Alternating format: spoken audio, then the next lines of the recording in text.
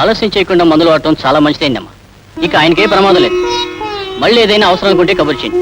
వస్తాను డాక్టర్ గారు. Thank you. నాయనా భీమరాజు, వరాలిచ్చే దేవుళ్ళ సమయానికి మందులు తీసుకొచ్చి నా పసుపు కుంకాలు నిలబెట్టావు. నీ రుణం. చూడండి అమ్మా, మనిషికి మనిషికి మధ్యన ఉండవలసింది డబ్బులు రుణాలు కావమ్మా, ప్రేమలు అనుబంధాలు. ఆ విషయం పరాయి వాడివని నీకు తెలిసినట్టు రక్తం పంచుకు పుట్టిన వాళ్ళకి తెలియలేదు రాజు. నిజమే రాజు.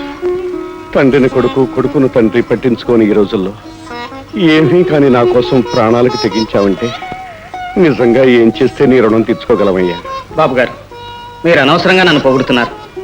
మీ ఇంట్లో ఉంటూ మీ తిండి తింటూ మీకు ఇలాంటి ఆపద వచ్చినప్పుడు ఆదుకోవటం నా బాధ్యత కాదంటారా? ఇక మీరు ఇలాంటివే మనసులో పెట్టుకోకండి. జ్యోతి, నాన్నగారికి బత్తాయి రసం తీసుకురా. అలాగే. మీరు విశ్రాంతి తీసుకోండి బాబు గారు. తాతయ్య, చాలా రోజులైంది కథ చెప్పి. మంచి కథ చెప్పవు. అవును తాతయ్య, ఈ మధ్య జ్వరం వచ్చినప్పటి నుంచి నువ్వు ఒక మాట మాట్లాడలేదు, కథ చెప్పలేదు. చెప్పు.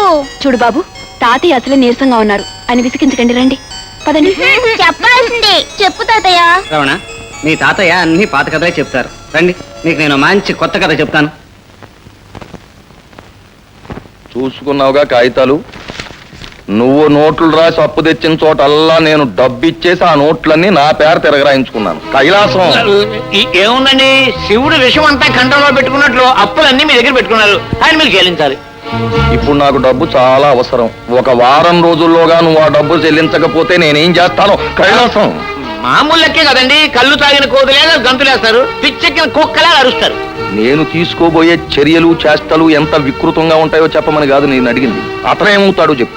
ఓహో, ఆ లెక్క. ఏముందండి, వారు వారి కుటుంబం రోడ్డు మీద వరుసలు తీరి నిలబడతారు.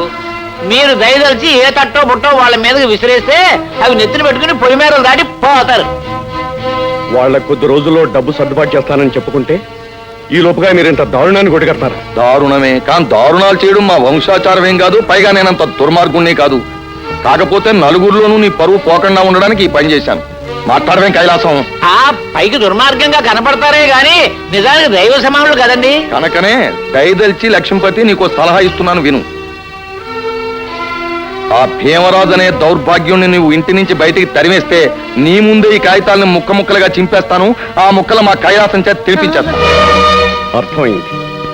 నన్ను అడకత్తిలో పెట్టి ఆ భీమరాజు అడ్డు తొలగించుకోవాలని చూస్తున్నారన్నమాట.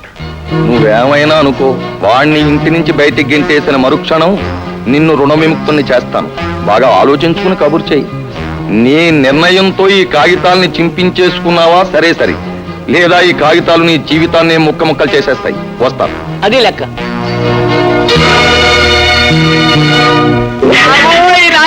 కొట్టేశారు బాబోయ్, గుద్దేశారు బాబోయ్, చంపేశారు బాబోయ్. ఆగవయ్యా, ఆగు.